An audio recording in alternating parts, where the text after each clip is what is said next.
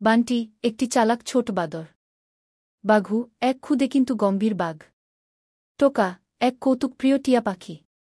অরণ্য সুন্দর এক জঙ্গল যেখানে সবাই থাকে। একদিন অরণ্যে বাঘু ঘোষণা দিল, আজ থেকে আমি রাজা।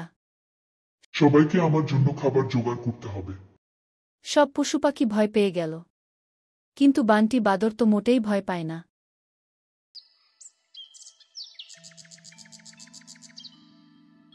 পরের দিন বান্টি, টোকা আর কিছু বন্ধু মিলে বানালো এক ভুয়া রাজকীয় দই।